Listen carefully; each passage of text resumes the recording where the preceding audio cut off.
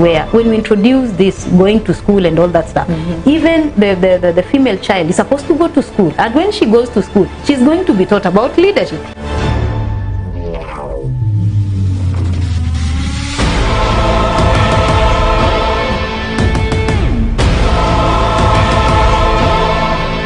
The people I know who can know them better are those other youth. So what I do, if I handle those youth toughly, they know what to do to my children. Yeah.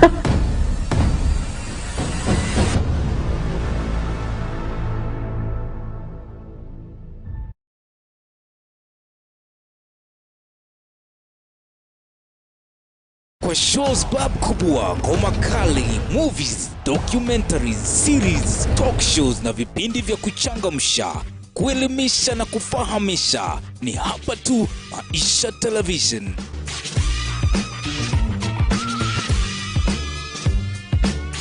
You're the best thing that ever happened to me. Oh my God. Unachukua the best, unatazama na unaipenda. Kwa masuala ya afya, habari kemkem, ukulima, biashara, vipindi vya watoto, hapa ni moto.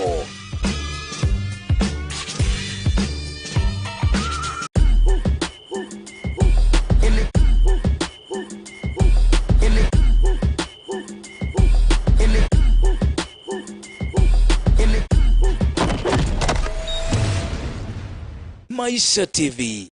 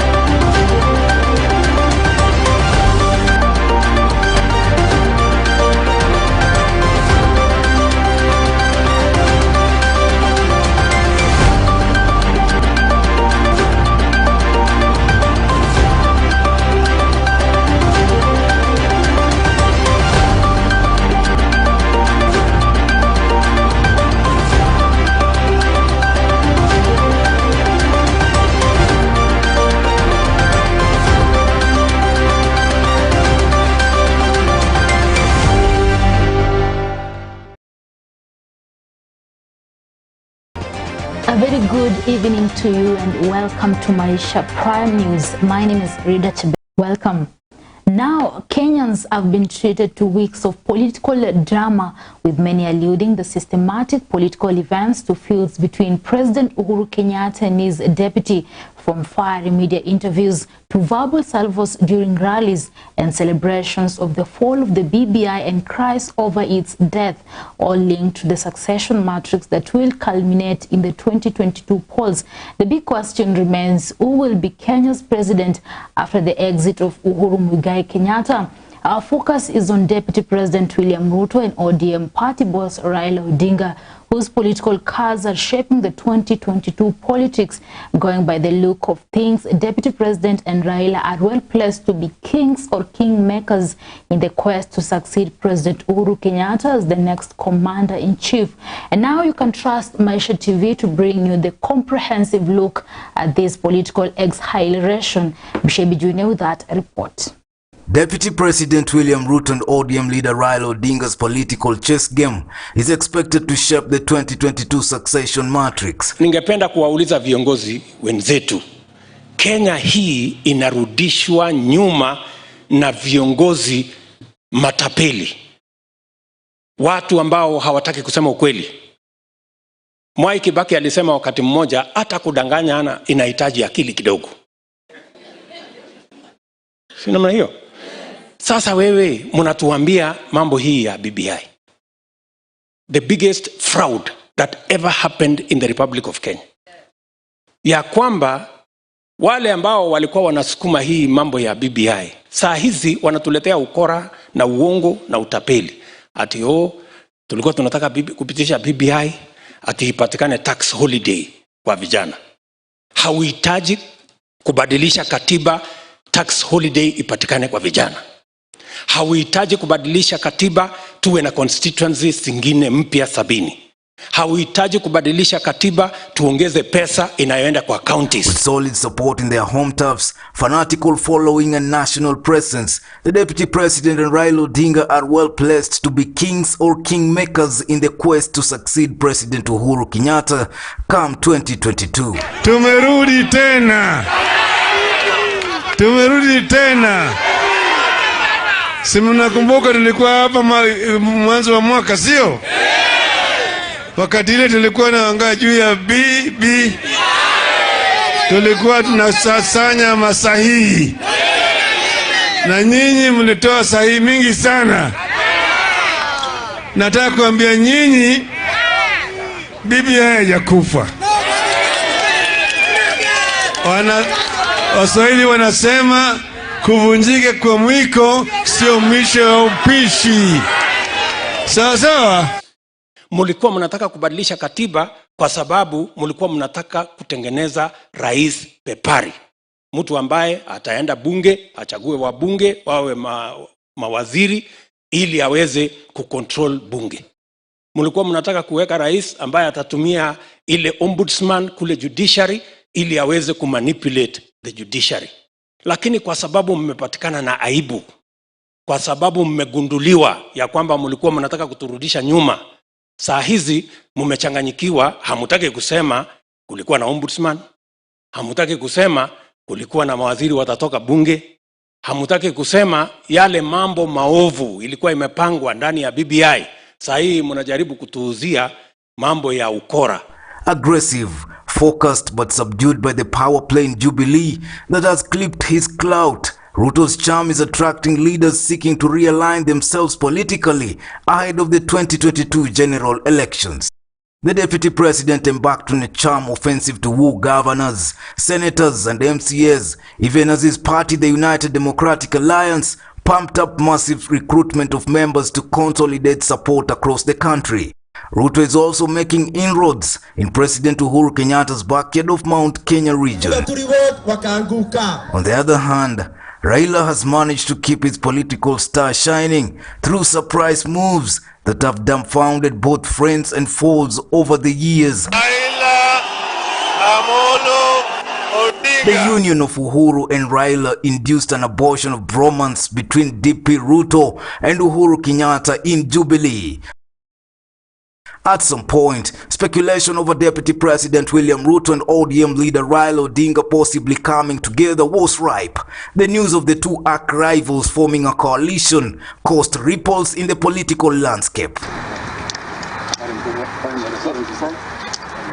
Orange Democratic Movement has 74 members of parliament in the National Assembly and 20 senators who have closed ranks with Jubilee since the March 9, 2018 handshake between Raila and the president. Practically, Ruto with his UDA is an outsider in the government and facing the full force of state machinery. Hata leo naambiwa ya kwamba kule bunge ati kuna watu wanataka wabunge wamekutana ati kuongea mambo ya askari ya AP na GSU. Mimi nataka niwaambie wabunge wa taifa letu la Kenya, tafadhali tuachane na mambo madogo na mambo duni ya askari huyu ama askari yule. Mimi nataka niwaambie wabunge wetu, kuna changamoto nyingi katika taifa letu la Kenya, hata ya usalama. Kuna Wakenya wengi wameangaishwa na wakora na cattle rustling. Hata juzi tumeambiwa kuna askari wa GSU ameuawa kule Laikipia na wakora. Tafadhali bunge la taifa la Kenya, mimi nawaomba wachaneni na kupoteza muda wa bunge kujadiliana sijui ni askari wa GSU watakuwa kwa DP ama ni askari wa AP. Mimi natosheka na askari yeyote. His allies say DP Ruto is building the infrastructure that will scare his opponents and help him win decisively in the first round in 2022 polls. The fear in his camp is that a small margin of victory in 2022 could present his opponents, with support of state bureaucrats, an opportunity to manipulate the elections. Wale ambao wanajiweka mbele kwamba ni mafarasi ndio watu ambao watatupotosha katika hii nchi ya Kenya. Wao wanataka watutumie kama vibarakala, wao wanataka watutumie kama vibarakala, tuwapatie uongozi, hakuna manufaa tutapata kwao. As 2022 nears, it is only Raila and Ruto who are at the center of the 2022 succession politics. Seemingly, as political pundits say, the rest of the politicians should align themselves with the two leaders to have a political clout. For Maisha TV, I'm Bushabi Jr.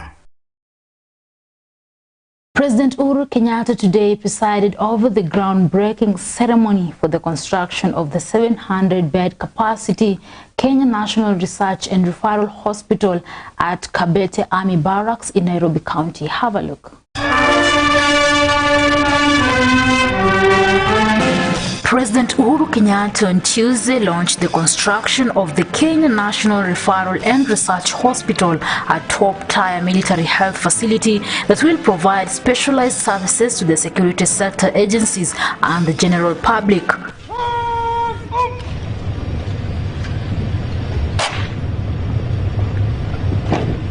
Speaking at the groundbreaking ceremony held at the Kabete Army Barracks in Nairobi County, the president said the construction of the 700-bed capacity level 6 hospital is part of sustained government efforts to attain the universal health coverage pillar of the Big Four development blueprint. This facility is not just to cater for the welfare of the Kenya Defence Forces, but it is also here to cater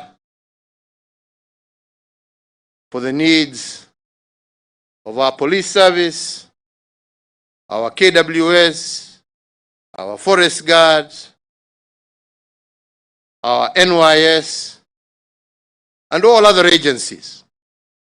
But I must also emphasize that we have also agreed that we will also cater and help support civilian agencies as we move along. So it is the country as a whole that will benefit from what we are doing here. And all this is part of our Big Four agenda to ensure that we are able to give our citizenry our pledge of universal health coverage. The head of state said the new hospital is a landmark undertaking that will provide quality medical care for Kenya's security personnel exposed to danger while protecting the country's borders, her citizens and their property. And as we do this, we are also ensuring that we don't just have a referral as well as a teaching hospital that is primarily dedicated to our security agencies. But we are also ensuring that across the country, we are developing health facilities to take care of people in our respective regions, and so that we are able to bring healthcare closer to them. As part of efforts to achieve the Big Four agenda's UHC pillar, the president said the government was rolling out new health facilities and expanding existing ones across the country. And the same is also happening through the Ministry of Health across the country. Very soon we will be opening some additional hospitals here in Nairobi to cater for our informal settlements. We are upgrading various hospitals. We intend to upgrade Kenyatta National Hospital, Moi Teaching and Referral. We are building new hospitals at Kenyatta University, as well as a number of other hospital facilities that we shall be opening across the country to ensure that our people have access to health care which I believe is the foundation of a sound, healthy, secure, and prosperous nation. He further announced the government plan to open several other health facilities for the Kenya Defence Forces developed to serve frontline security personnel across the country. That's enough, sir. Left hand. Left hand, sir. Away from your body. The president was accompanied by Defense Cabinet Secretary Monica Juma, the Interior CS Fred Matiang'i, Health CS Mutahi Kagwe, the NMS boss Mohamed Badi, and Chief of the Kenya Defence Forces General Robert Kibochi.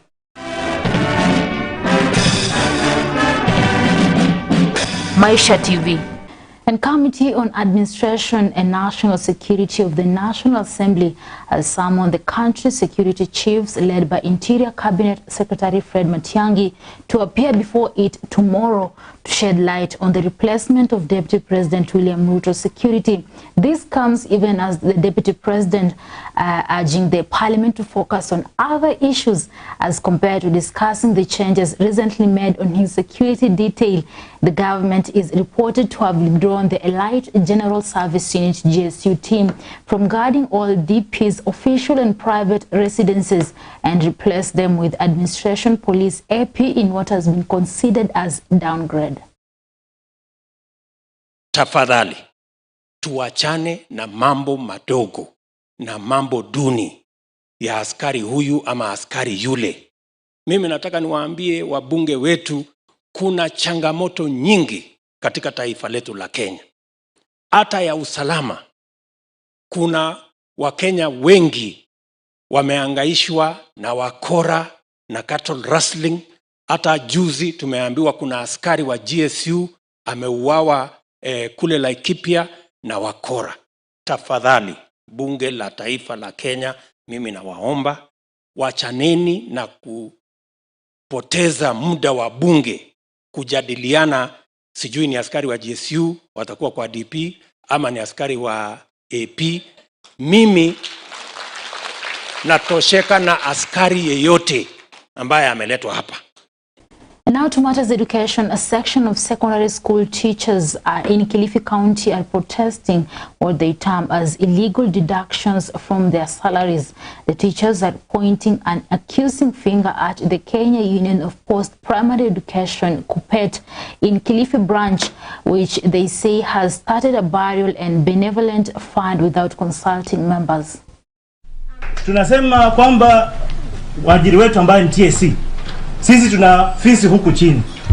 Zile pesa zetu kule juu, TSC tafadhali usitume huko chini mpaka tuwaambie kwamba tuko tayari kuzipokea. Wanachama wa KUPPET Kilifi kufikia sasa hawajui ni pesa ngapi zinazotumwa kwa kapu la Kilifi kila mara. Wenzake ambao ni viongozi wa BEK katika gatuzi hili wanapotaka kujua, yeye hudai kuwa hilo sio jukumu lao. Sasa swali ni, jukumu la viongozi wenzake ni lipi isipokuwa kufuatilia miradi na pesa za tawi hili? And on to sad news, one person lost his life while 4 others were rescued after a water trench collapsed in Kerugoya, Kirinyaga Central. According to eyewitness, the 5 were buried alive while digging the 15-feet water trench. The victims were undertaking a water trench project when the tragedy occurred. Of course, tumepata makosa kwa kampuni. Wakati wanafanya deployment, ingekuwa mzuri kama mtaro iko chini kiasi hii, wangechukua tahadhari, wachukue precautionary measures ya kusaidia. Sasa wakati tulipata hiyo information, tukaweza kurespond very fast na tukatuma hizi machini mnaona hapa kutoka county government kuja kusaidia. Pia tulituma ambulance, tumeona more than 4 ambulances which zenye zimekuja kuweza kusaidia kutoa wale wenye walikuwa wanaokolewa kuwapeleka hospitali. It is a sigh of relief for former councillors in the country who are now set to receive their pension parks. The Devolution Cabinet Secretary Eugene Malo says the Treasury is currently finalizing the release of the funds worth 18 billion shillings. 12,000 former councillors are set to benefit. Mambo haya yamekuja sababu yanahusu wizara ya leba. Wizara ya leba imeidhinisha ya kwamba lazima mlipwe mpate haki yenu. Wizara yangu ya ugatuzi as a line ministry tumeweka mkono, tumeidhinisha malipo hayo. Sasa imebaki kule kwenye National Treasury, na tumekuwa na mikutano mitatu na waziri mwenzetu wa National Treasury CS Yatani, naye pia ametuambia sasa wanatengeneza mambo ya malipo iweke kwa supplementary budget, mambo haya yarudi bungeni iidhinishwe na former councillors wa Kenya wapate haki yao. A section of Mandera County Assembly members have criticized former Prime Minister Raila Odinga's latest utterances on the one man, one vote, one shilling theory. The political leaders termed the utterances as unnecessary and tends to marginalize the northeastern region further. The county assembly members have come out guns blazing, saying the funds allocated to the region are well captured in the constitution and that cannot allow to be reverted into heads where region was marginalized. Need to be respected. We have survived as Mandarians without those resources for 45 years. You see, just within 8 years during this when we have been marginalized, the constitution came into place and we have got our rightful share through all the criteria used in allocation of money. There are no privilege that is there for us. What we are getting is our constitutional right, not a privilege. The leader said one man, one vote, one shilling theory suggested that the productive areas in the country are allocated a huge funding to speed economic growth in the country. This paper ensured that the country's wealth will remain in the productive areas only, which are the former White Highlands.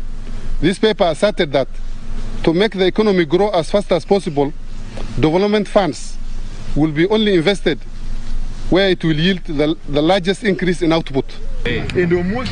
Meanwhile, ODM Busia branch leaders vote to take disciplinary action against Teso South MP Geoffrey Omuse over his recent remarks that the party is usually involved in election multi-party practices during nomination, the act which has caused the lawmaker to resign from the party. Tutakuwa na free and fair nominations tukienda pamoja na ndugu yangu wa Jamong katika debe. Na mimi simuogopi, lakini nimesema wacha yeye abaki kwa chama. Mimi nitawania bado hii kiti, lakini sio kwa chama ya ODM. Kusema kuna rigging, and yet yeye alikuwa nominated, alipass through nomination ya ODM, he didn't complain. We are yet to do any other nomination. So as we know, in Busia we did a very free and fair nomination. Mheshimiwa Omuse anaogopa ushindani, na kama anaogopa ushindani basi hewala ni mzuri kwamba amejiondoa na wengine ambao wako wataendelea.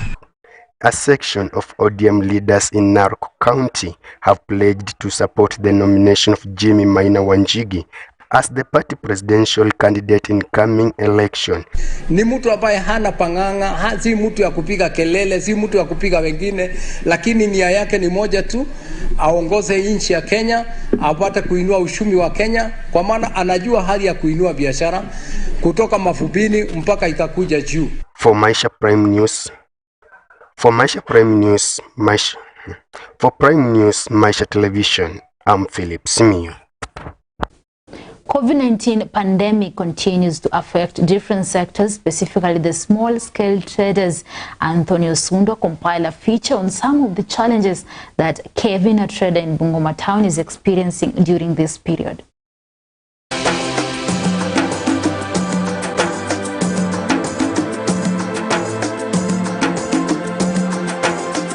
Traders in Bungoma County in Bungoma Town continue to plead to the national government over the harsh COVID-19 measures such as social distancing and other restrictions to curb the spread of COVID-19 disease. Na biashara yangu ya nanasi nilianzia hapa Bungoma. Hawkers in Bungoma Town have condemned the county government for looking down on them as they suffer losses daily due to the COVID-19 restrictions imposed on the business sector. Uhaba wa customer isumbui sana, tunangangana tunao hivyo tu.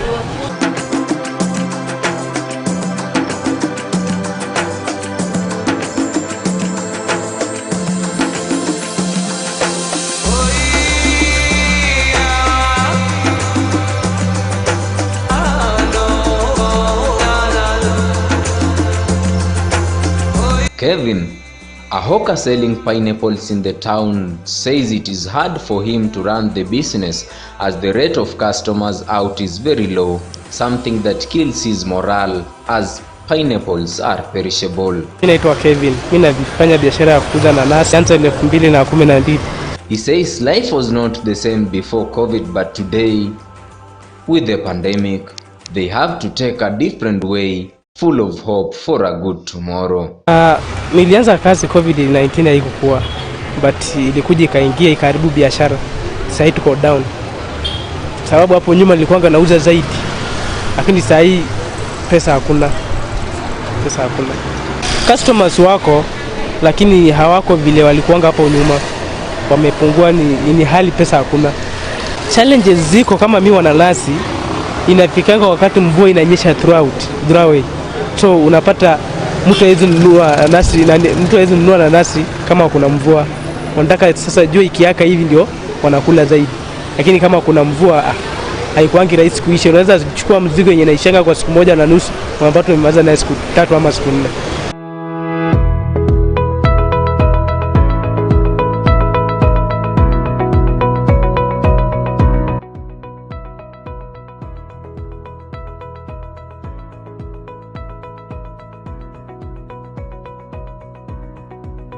Kevin also advises his business partners to continue having a fighting spirit, hoping for the best after the pandemic.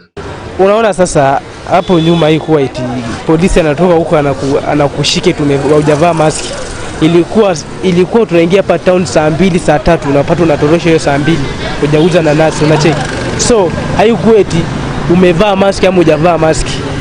Yaani ilikuwa ni like kunyanyaswa. Kama hawkers, serikali tunaomba. Unajua vijana wengi hatuna kazi. Ukiona tunangangania hapo, wengi tulisoma lakini tunaomba serikali tusaidie kuajiri vijana, tufanye nini tupate kazi ya kufanya.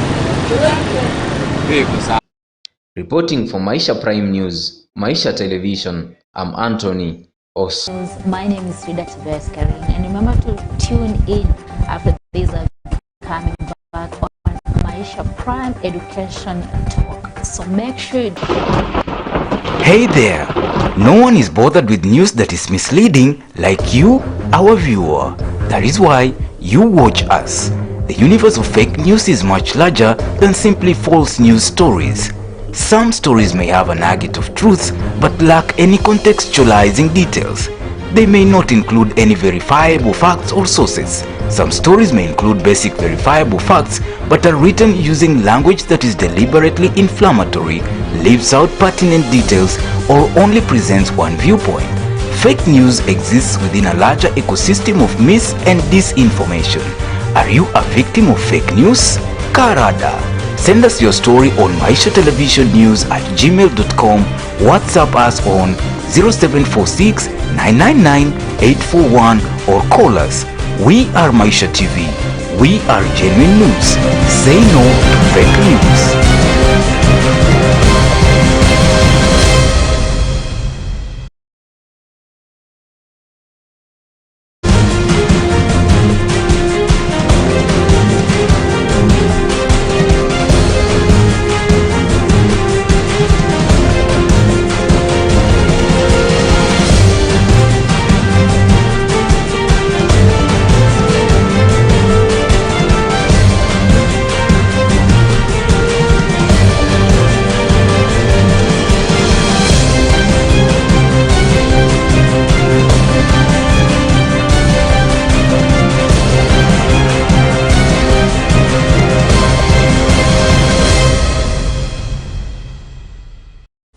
Good evening, you're watching Maisha Prime Education Talk. I'm your host, Rida Chibeskari, and I'm joined by Bushebi Jr., who is the CEO of Clear Soul Africa Limited. He is the Director of Depression Kenya and the Director of Champions of Faith Kenya Edition. Karibu sana Bushebi Jr. Asante sana. I'm glad to be in the show. Yeah. Kwa nasema tukiwa wadogo tulikuwa tunaona watu kwa TV wanasema hello viewers. Yeah, it's always a pleasure to host you. Nashukuru sana kwa kukubali wito wangu. Yeah. Yeah, and today being Tuesday, leo ni maswala ya education, and today we're going to focus on the 100% transition, which was our main topic in the last Tuesday. And also we'll talk about also the CBC, that is the new curriculum introduced to the Kenya's education system. But I want us to start with the 100% transition, because that is what we were talking about the last time. Yes. And we see that the education CS is now going into counties, different counties, to ensure that all the students who did their KCPE exams 2020 joined their respective high schools. Do you see that? Do you think that the education CS is doing a good job? It depends with what you mean by a good job. What is a good job? A good job by ensuring that all the Form 1 students are admitted. That is a very important thing. We are supposed to have all our children in school. That is something that every parent dreams of, and every parent is working towards, making sure that your children get education. You know, education is a system, like I usually say. And if you're not hooked into that system and get some form of education in any way, then we might end up with a generation that doesn't know where it's coming from and where it's going. Remember the last time I cited this rich guy from Nigeria, Aliko Dangote. I was watching his interview, and what he said was that he looked at a group of young people who are not getting education, and with the increase of a series of events of rebels grouping and regrouping, and kidnapping people, killing, it's an indication of some sort of lack of education somewhere. So he thought and said, if these children are not going to get education, they will become rebels. And when they become rebels, they'll come back to destroy everything that we have built. So as a government, I think, I'm not the government, but that is, I'm looking at what the government is doing. The push for the 100% transition from KCP students who did the KCP to go to join high school is a commendable job, because what happens if these children don't get education? What happens if they just stop there? Who is going to educate them to unlock the opportunities, to be able to communicate in the right way, to be able to air their views in the right manner? And when I say airing your views in the right manner, you know what I mean? Yeah, if they don't get the education, then there's a way that they might decide to communicate, which is not civilized way. So education is important. That is where we should begin from. So what CS Magoha is doing by trying to push to oversee this thing is commendable. It's very commendable. Yeah, but the main concern that people have raised, and teachers and principals, is that they don't have enough equipment to accommodate the high number of Form 1 students. We will always never have enough stuff. That is one thing that I have personally learned in life. If you're the kind of a person who is waiting for enough to do something, you will never do anything in this world. Nothing. Just do with the use what you have. You know, our parents studied under trees, okay, and they raised us, and they are more intelligent than us. Okay, we are demanding a lot of things, and we produce, I don't want to give it a term, but I think you've been in the job market for some time, and now you can see that even most of these things are, forget even about the high school, transit a little bit to tertiary schools. You've seen the kind of products that come out of universities and colleges and stuff, with all the necessary infrastructure and education. You throw them out into the job market, and there's absolutely nothing that they can do. Nothing. You'll have to train them again for another 1 year or so for them to be able to do something meaningful wherever they are. So the big question is, where are we going wrong? Is it infrastructure? What is it?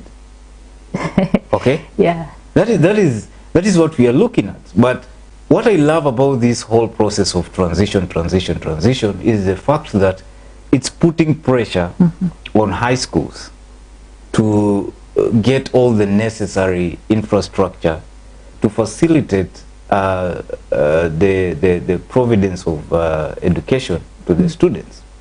And then this one will put pressure on universities and colleges and others to be able to provide enough education for tertiary schools. Okay? And then this will put more pressure in the job market. Yeah. Okay? So we're going to have quality. If there's no quality, then you don't get a job. If you can't get a job, it's going to push people to create jobs. Okay? So we are going to have civilized way of communicating. Somebody will sit down and say, okay, now that there's no job, I need to do something with my hands because I went to school and I have some skills that I learned, so let me sit down and do something. Instead of never stepping into school, and you look at your neighbor who is doing so well, and you're like, I want a piece of that. And then you rob that person. Okay? Yeah. So I love the process. We need to look at the bigger picture. We don't just need to look at the transition like, you know, from class 8, now you're supposed to be in high school. Then we start worrying what will happen after high school. Let's finish up with high school first. Yeah. Okay? Let's transit. Let the children go to high school. Then after high school, yeah, when we get to that bridge, we will know how to cross it or burn the bridge. And let's see now what we can do. But first, what do we have in our hands? We have high schools. We have students. We have some little resources. So do we stay there and complain for the rest of our lives? Let's utilize the small that we have. Exactly. Find out how you can build that class. Okay? Go for CDF.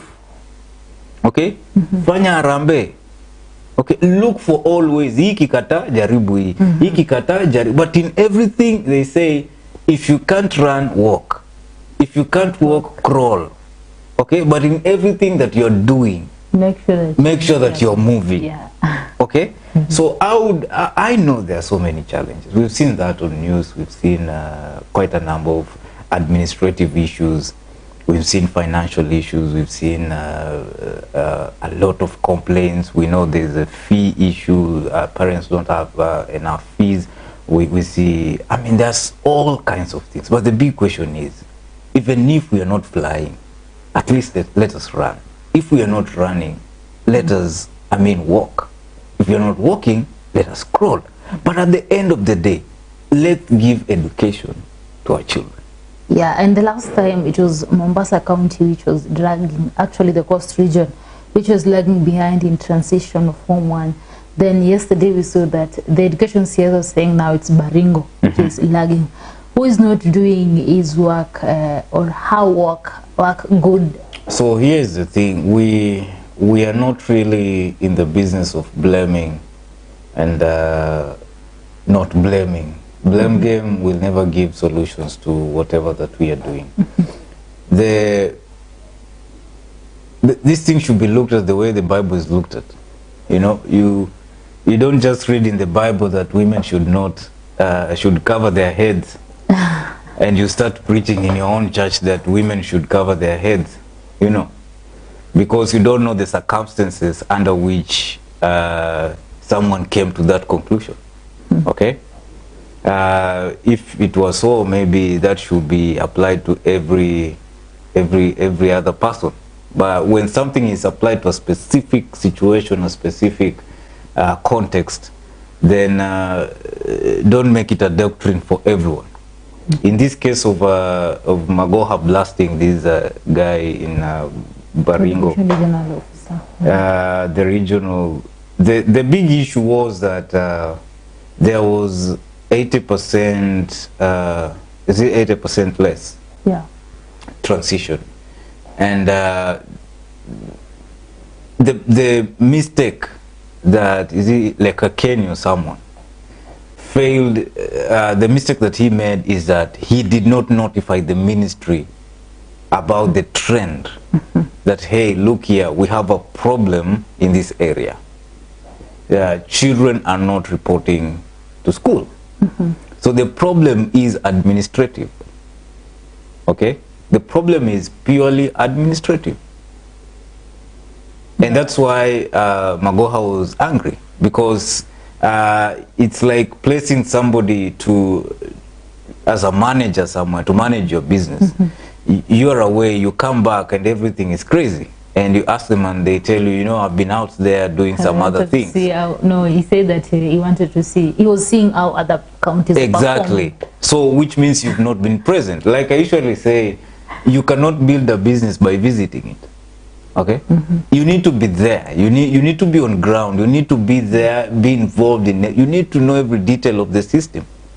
You have to know everything in your own business for it to succeed. But you can't visit a business and expect it to be successful. The same way, you can't be visiting a region and expect it to be successful in any project that you're undertaking. You have to be there.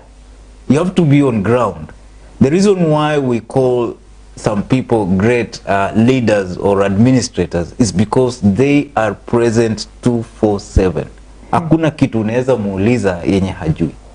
So this, yes, so this is purely an administrative issue. Someone failed to notify.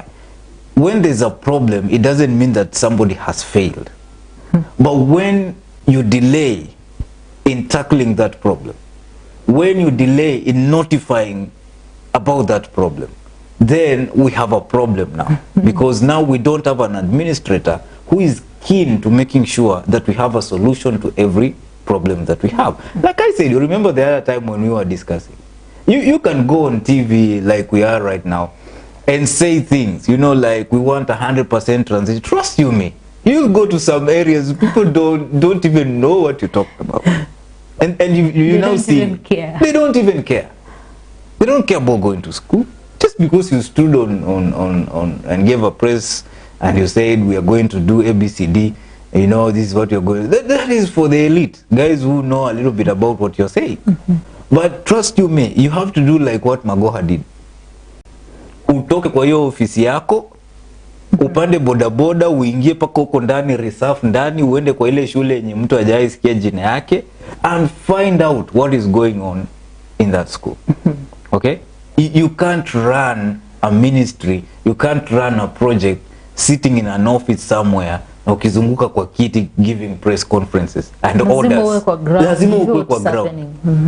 Lazima ukue kwa ground.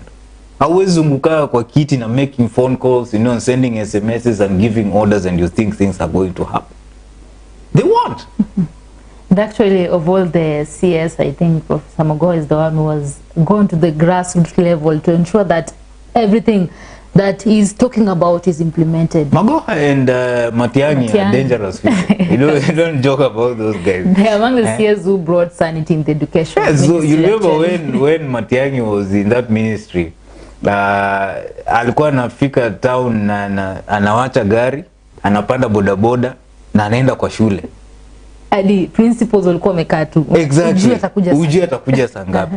And imagine this is a person who can afford all the luxury, you know, of just sitting somewhere and giving orders, sending emails, you know, sending SMSs, summoning people, you know, give us a reason why you didn't do this. But this is a person anaamua hii vitu yote mimi nina kazi ya kufanya, wacha ikae, let me go and work. And that is the most important thing. So this is purely an administrative issue. Because under Magoha we have these regional overseers. Okay? Then under them we have people, okay, who are also answerable to them. So what you need to do, you need to become a good administrator. Wewe nawe pia toka kwa hiyo ofisi yako, go and visit those who are under you to see how they are performing. Okay? So that by the time your boss comes, you sorted out any issue that was there.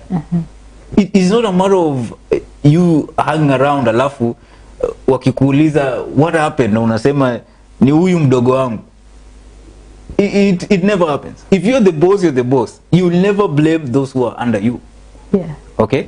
And I can understand his outburst. You know the CS education CS has some small weakness, you know, like when he gets angry, he's angry. Akufichi. Akufichi. Anakuonyesha tu mimi nimekasirika na wewe hata usiniongeleshe. You know, like he gets to that point. But I can understand his frustration. You want something done. Okay? You have been given a mandate. You know when you're given a task, unaandikiwa kila kitu chini. By December, nataka kitu fulani wewe imekamilika. By November, nataka kitu fulani wewe imekamilika. By this time, nataka kitu. And then along the way, you find that you are not even a quarter way. Na time imefika, deadline ni kesho. I can understand his frustration. And trust you me, running that ministry is not a joke. This country is so big. And there are so many schools and so many people. So many principals, so many teachers, so many students, so many parents. You're managing all kinds of resources, from human resource to all kinds of resources, money and everything else. It is not easy. Yeah. So that Baringo issue is purely administrative. Yeah, and based on the way the Ministry of Education is carrying out this 100% transition policy, do you think that they will succeed? Because if you compare with the other years since 2018, you can see that this is the year that they have put that emphasis. They have really emphasized and pushed for it. Do you think that it will be successful, or maybe even if it will not be 100% successful, maybe 90%? Success depends on the on CS Magoha. It's purely in his hands. Purely 100%. The buck stops at his desk. So the success of this thing is on his desk. It is what he will do that will ensure this thing as successful or a failure. Okay? Because President chose him, believing in him, saying, you're the person I believe you're going to deliver my agenda. This is what I want. So CBC is what I want. I want this transition. They need to clear up these 844 guys. Okay? They need to, but that's the reason why you see all this. They need to clear up because there's CBC coming. Okay? So they don't want a clog of 844 guys mixed up with CBC guys. Now we don't know what to do with these people. Because it will bring confusion. Yes, it is going to bring confusion. Yeah. So they need to clear up these 844 guys. Like muende mukiendaga. So that another system can find space whenever these children come. Now they are able to go with the 333 whatever. Okay, so if they don't clear it up, what's gonna happen with the clog of 844 guys? They need to clear. There must be a transition. That's why it's called a transition. There must be, and we're going to have teething issues. We're going to have challenges. We're going to have outbursts. Okay, we're going to have so many people fired. We're going to have strikes. We're going to have complaints. These things you're going to witness all because it's a transition. Okay, so we're going to have all these kinds of things. You're going to have administrative issues. The other time I was talking about teething issues. We're going to have them because a baby, yes, a baby is being born called CBC. Now, this baby anaanza kumea meno, anaanza kuumauma kidogo, you know. Kuna mashida nduru kidogo. There's going to be challenges before the government familiarize with that system. Itakuwa imekuwa na challenges before wajue vile wanatackle hizo challenges. Exactly. Yeah, thank you. Let's go for a short commercial break, then we'll talk about this CBC thing more. Okay. Yeah, our viewers, stay tuned. We're going for a short commercial break.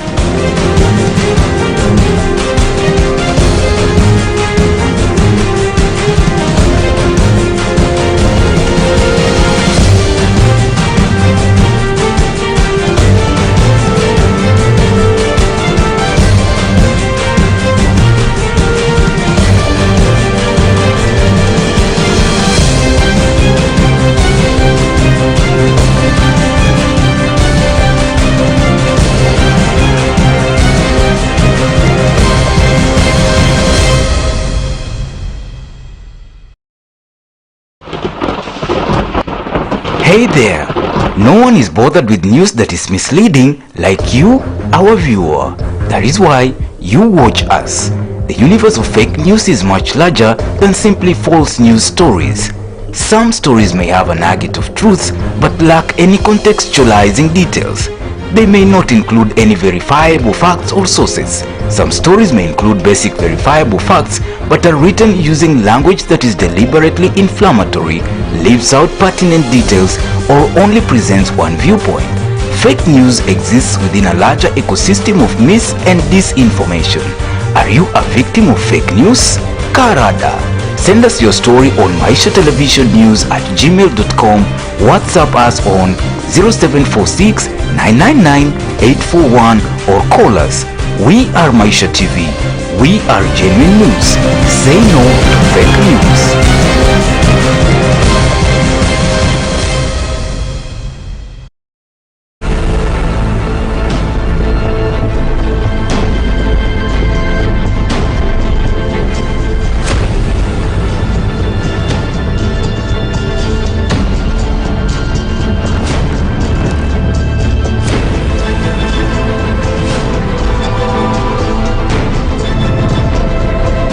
Where when we introduce this going to school and all that stuff, even the female child is supposed to go to school, and when she goes to school, she's going to be taught about leadership.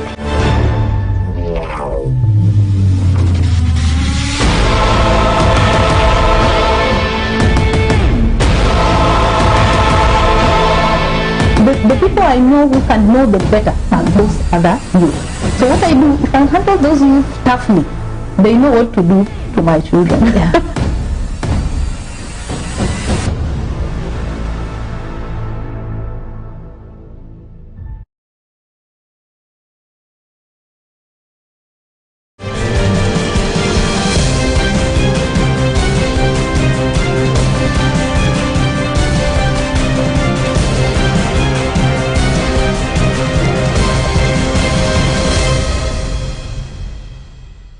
Welcome back. I'm your host Rida Chebet Kering, and I'm joined by Bushebi Jr., who is the CEO of Clearsol Africa Limited.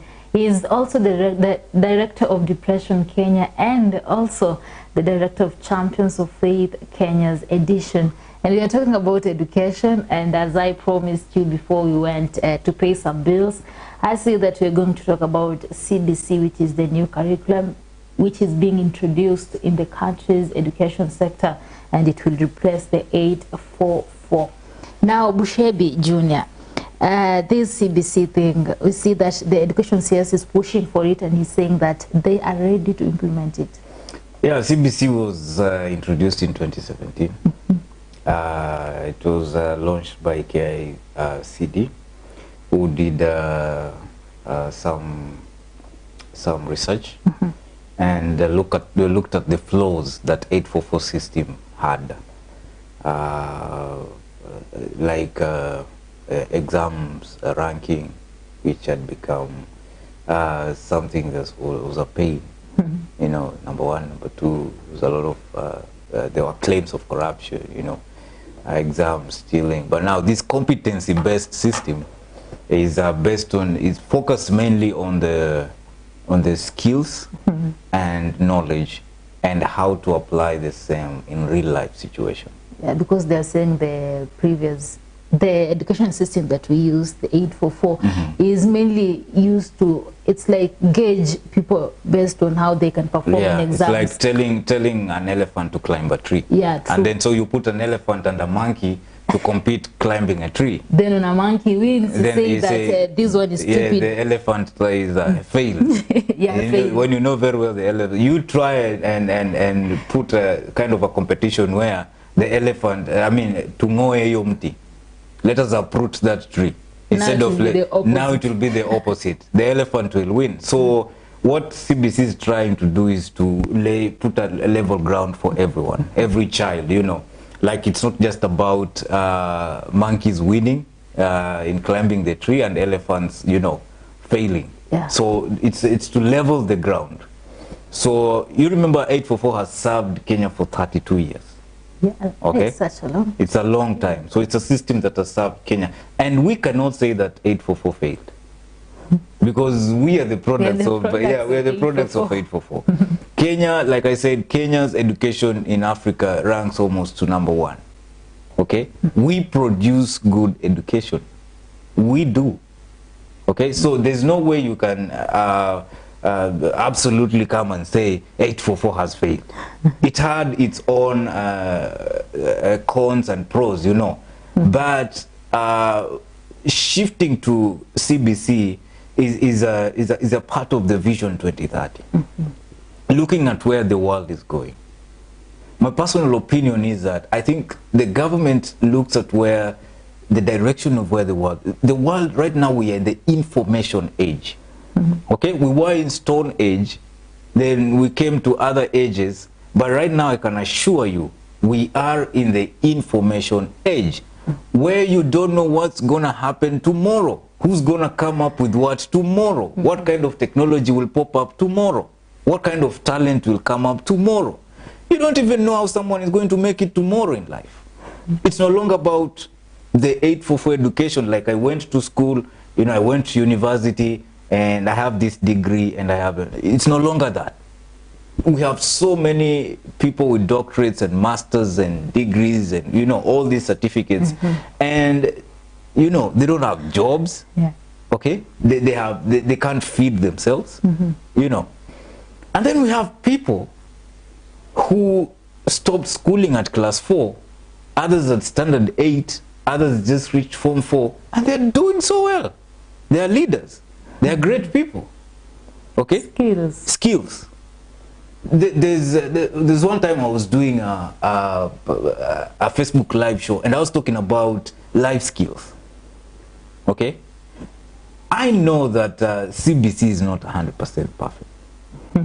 And especially whenever the implementation stage comes, things are going to be rough. Okay? There's going but they already started implementing it, because for now we have until grade 3. Yes. And that's why you see the transition noise. Okay? That's why you see, because if they don't do the transition right now, 100%, in fact, if it were possible, they would have done 200% transition. If they don't do the transition, then CBC is going to fail along the way. It's not going to have space. Okay, there's going to be a confusion, a form of confusion parliament. This is not about even President Uhuru. This is about in the next 5, 10, 20 years. If they don't do this transition thing and get 100%, we're going to have a problem in Kenya. Okay, we're so going they to just have to push for the 844 exactly to move. We need to move. create that, because I saw Professor Mago saying that they want room to start creating the junior class. You say that this CBC is 2633. Yeah, so they want to create the junior sector, which is covered by class 4 to class 8. So that's the reason why the government is pushing for 100% transition. 100% transition, because the system is totally different from 844. So there's no way it's going to work. You've even seen the confusion already, where we have the 844 and the CBC all together. You don't really know what to teach these ones and what to teach the other ones.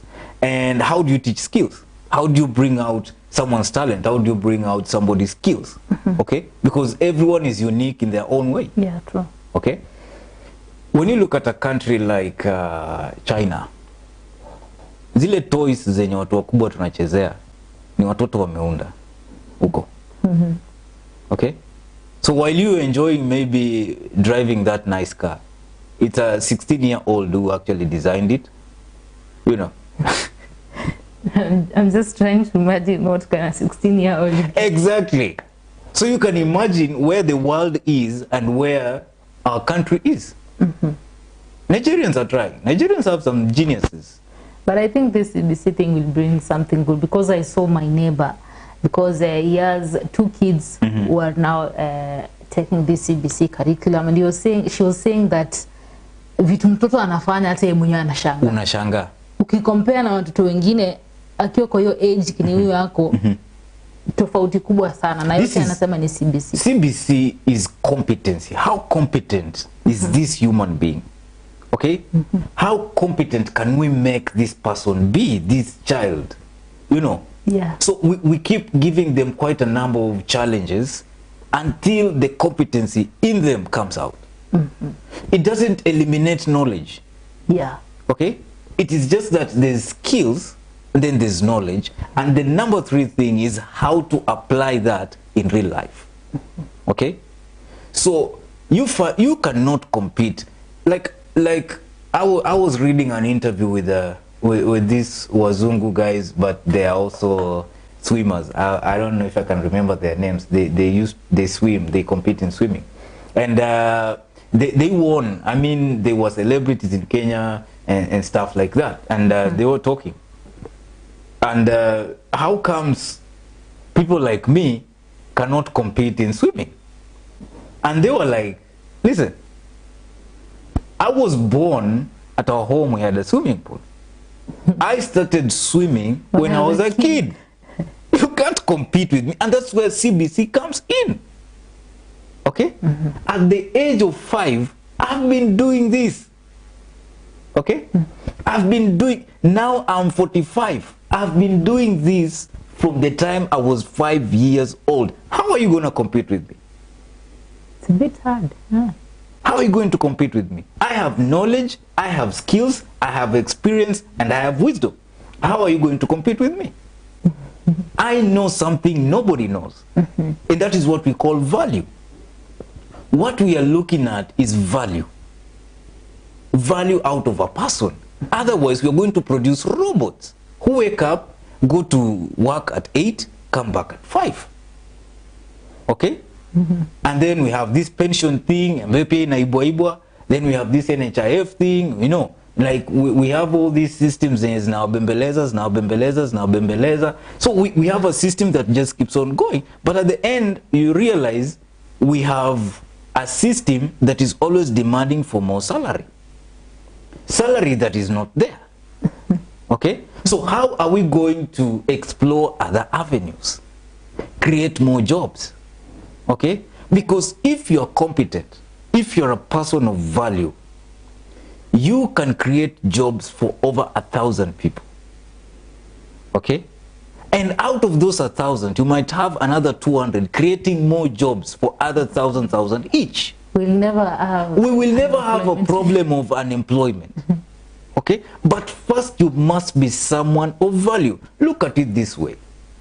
Look at an example of, because I'm conversant with ICT, look at an example of people like Bill Gates. How many jobs has this man created in the universe, in the world, I mean? Millions. Just by creating what we call Windows, out of which we have all kinds of jobs. Others started creating softwares, others started creating viruses, others started creating antiviruses, others started designing using computers, others, you know, just by creating an operating system called Windows. Out of it, only that, we began having all kinds of jobs. So everyone has a job, out of one person. What if we have like 10 people of that kind in Kenya? Now, when you follow Bill Gates, okay? When you follow him, look at his biography. He didn't start at university. In fact, he's a university dropout. Same with this Facebook guy, Zuckerberg. They're all university dropouts. Same with this Macintosh guy who died. They're all dropouts. They didn't start what they were doing in university. Ati nikikuwa mkubwa nitakuwa engineer. That is not how they started doing things.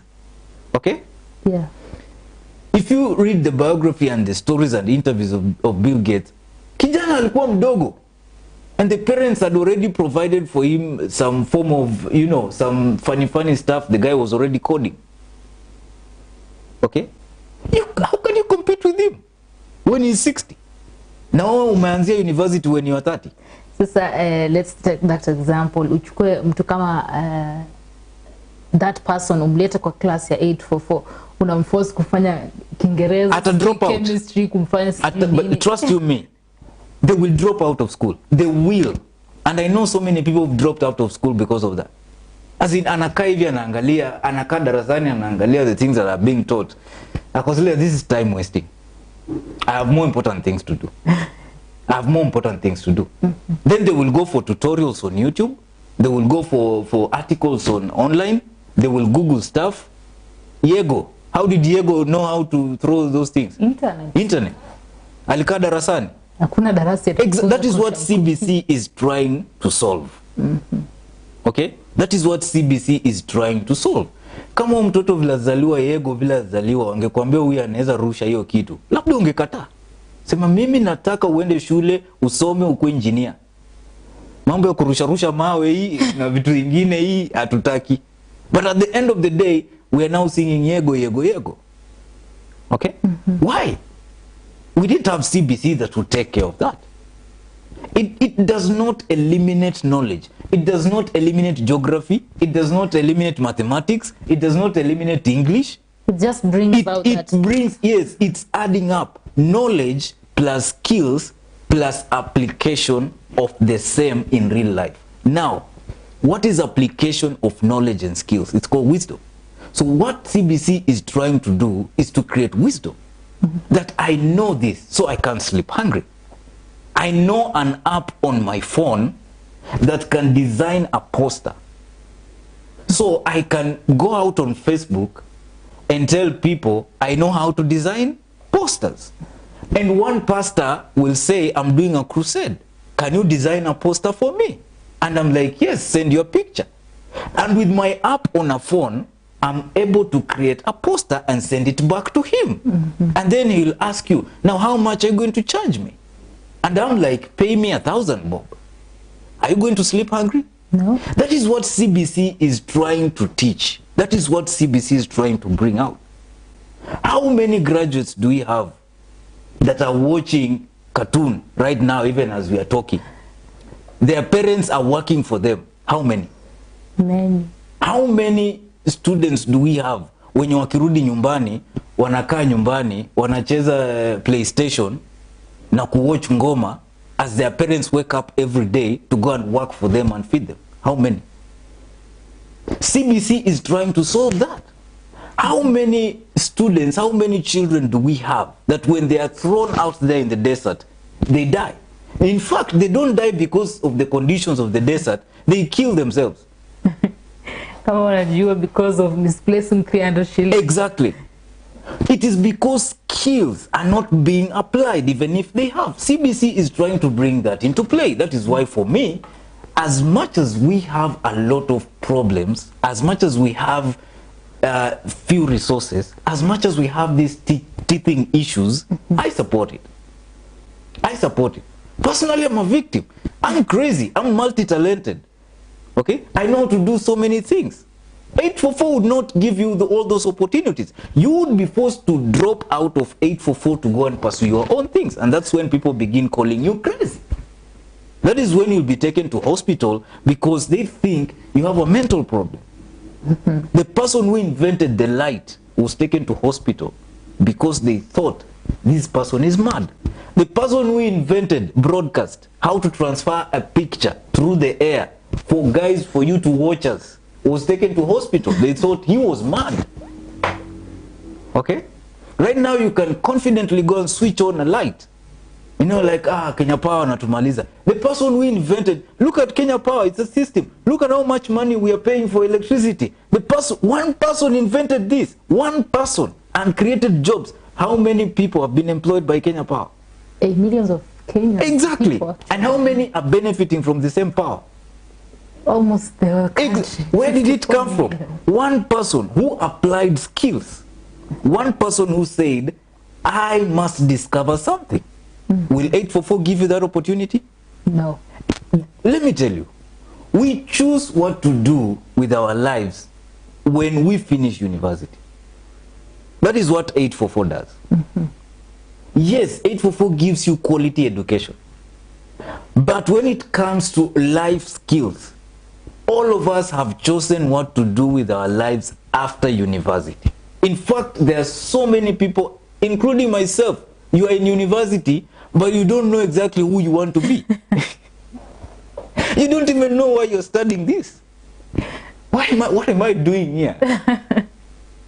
It is after university when now you begin facing some problems here and there. That's when you begin realizing, hey man, I need to focus. But how old are you by then? 30 or 25. Exactly. Before you know it, you're 50. You have achieved nothing. Okay? Now you'll be blaming everyone, blaming the government, blaming your parents, blaming schools, blaming everybody. That is what CBC is trying to solve. That at an early age of 6 years, you know exactly who you are and what you want to be in life. Yeah, and I think that they are really doing a good job.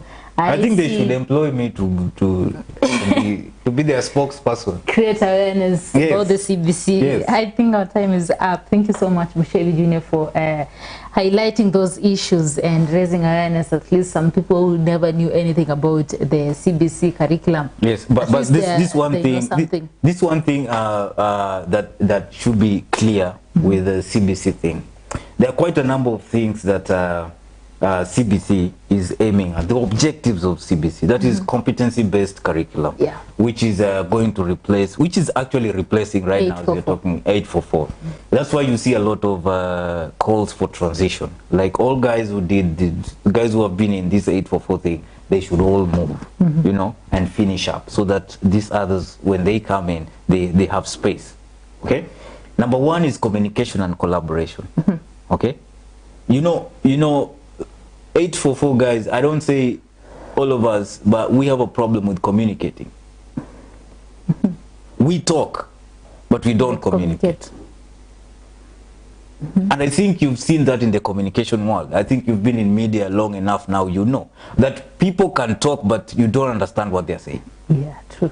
Okay? They don't know how to communicate and to collaborate. Okay? Instead, there's a lot of strife, there's a lot of fighting, and there's a lot of unnecessary competition. Okay? People don't know that you are unique and I'm unique. What we need to do is to collaborate. Use your talent, I use mine. Use your skills, I use mine. Let's collaborate, build something bigger. Instead of, you are different from me, I'm different from you, but then we are fighting. You're in a different industry, I'm in a different industry, but here we are competing over what? What we don't understand, let's talk about money. What you don't understand is that we have currency that runs from 0 to unlimited. Okay? Sometimes when the government is reading the budget to trillions, guys get shocked. We are at trillions. Trust you me. Those numbers are not even all. If you start counting from 0 right now, you will die without finishing. Some numbers don't even have names. We are not yet there. So I'm telling you, money is unlimited. Money is unlimited. We are only a trillion. Okay? Yeah. There's a lot of money out there. Money is unlimited. So there's no need to compete. Okay? That is number one. Then critical thinking and problem solving. My favorite. Critical thinking. Asking the right questions. Not any kind of question. Critical mind. A mind that can sit back, analyze, and ask the right questions. Okay? Yeah. If I put A plus B, they are letters, but can they add and become a number? Okay? A normal person will be like, you're running mad. But a CBC person will look at that, there is a possibility to put A plus B and get a number. So, let us find out how that possibility can work. Okay? Problem solving. These are the objectives of CBC. How to solve a problem. Oh? Not how to create more problems. Okay? You know, we're in the world where people have problems for every solution that you provide. You bring this as a solution, they have a problem for it. It's supposed to be the other way around. People are supposed to have a solution to every problem, not a problem to every solution. Okay? Then we have imagination and creativity. Everything that we have, including this CBC idea, was first an idea, was first an imagination. Somebody sat down and imagined, can we have this? So we must train our children to imagine and to be creative in their areas, wherever it is. Then there's citizenship, okay? We need to be proud as Kenyans, right? And then there's self-efficacy, digital literacy. We ignore this thing, you know, you'll hear people saying, hiki to see important. Trust you me, like I said, we are in the information world. Ignore it at your own risk. Ignore it at your own risk. Ignore to train your children to live in this information world at your own risk. You will regret it. You will regret it. This is a time when you cannot teach a child how to make babies. Okay? Yeah. This is not a time utambia mtoto wako nilienda kwa duka nikanunua mtoto nimekuletea ndugu yako nimemununua. They know. They know. So if you don't teach your children how to live in this information world, you have a lot to regret. Utashika kichwa useme huyu mtoto nilikosea wapi, nililea, nilifanya makosa gani? Prayers alone will not help. Huyu mtoto anahitaji skills. And those are the things that somehow were deficient. Not that they were lacking, they were deficient in 844 system. Because hapo mnatrainiwa kukuwa lawyers, mnatrainiwa kuwa, you know. Wanataka kila mtu akuwe lawyers, you pilot. So I don't know if you ever experienced what most people have been experiencing when they say they want to be presenters and they want to be reporters and they want to be comedians and stuff like that. But I thank my parents because they were supportive, as in hawawezi wakakupushia ngana kuwa lawyer, nataka ukuwe kama mimi. No, my parents are the parents who as in they accept what you want to be. And look at you today. Look at you. Kenye unataka basi ni hivyo. I'm sure your parents watch you on TV and they're like they're proud. This is our daughter. Yeah. Yeah. Alichoose kitu nzuri na tulimsupport. And there she is. But there were days when you couldn't say that you want to be. What are you talking about? You want to be I want you to be a you doctor. must be a doctor. You must be a teacher. You must be. You know, these other nonsense you're talking about is nonsense. Yeah, okay. Yeah. So CBC is solving that. CBC is going to solve. That mentality of just wanting to be doctors, pilots, and surgeons, and wherever. No, it's going to be. Zinatolewa kwa sasa ni kuona na skills what your child wants, kitu ile anaweza fanya, what he can think and what he can create, creativity actually. And creating jobs. But one thing I would advise parents is if your children want to become entrepreneurs, they want to start companies and start their own businesses, please ask them to go and be employed first.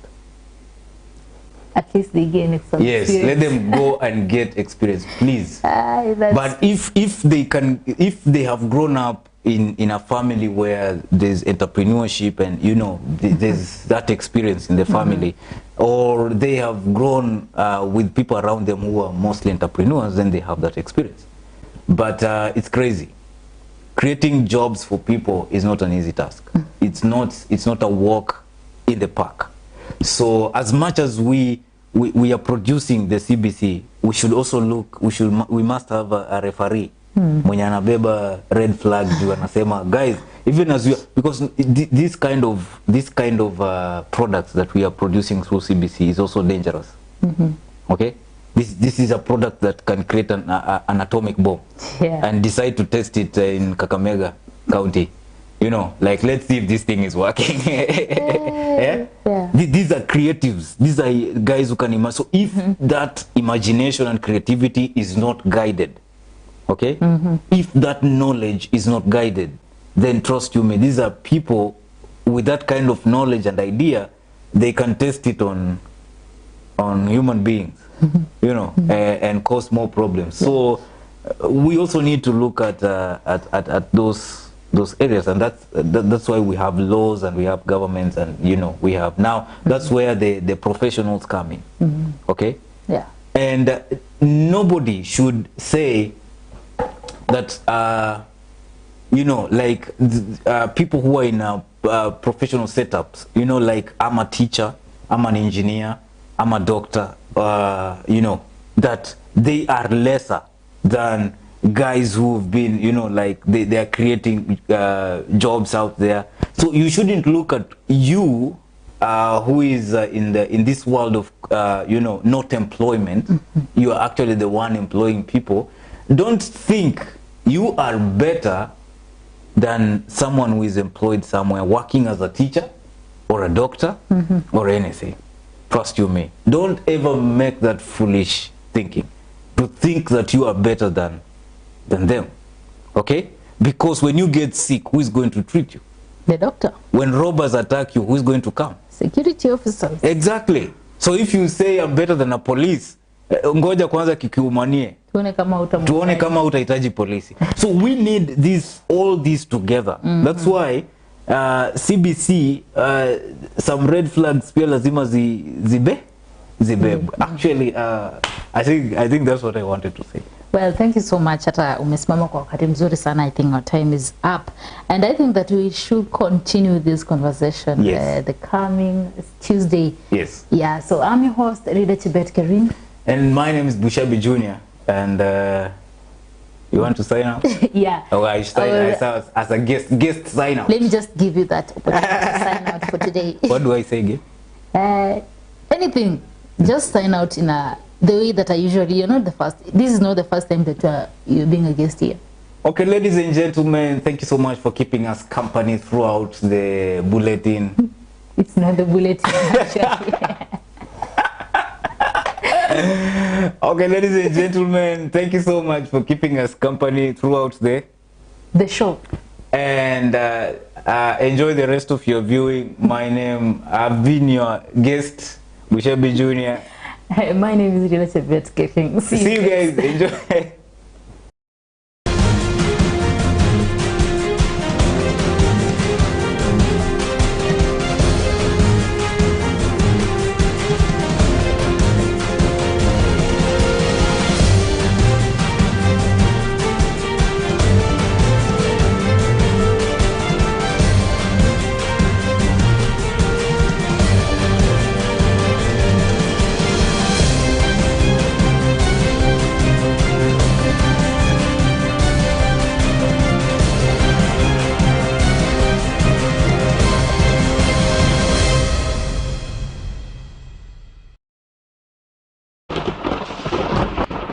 Hey there! No one is bothered with news that is misleading like you, our viewer. That is why you watch us. The universe of fake news is much larger than simply false news stories. Some stories may have a nugget of truth but lack any contextualizing details. They may not include any verifiable facts or sources. Some stories may include basic verifiable facts but are written using language that is deliberately inflammatory, leaves out pertinent details, or only presents one viewpoint. Fake news exists within a larger ecosystem of mis- and disinformation. Are you a victim of fake news? Karada! Send us your story on maishatelevisionnews@gmail.com, WhatsApp us on 0746 999 841 or call us. We are Maisha TV. We are genuine news. Say no to fake news.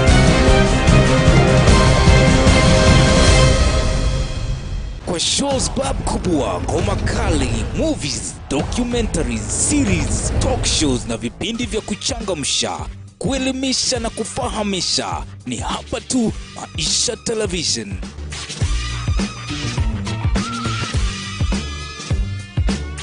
You're the best thing that ever happened to me. Oh my God!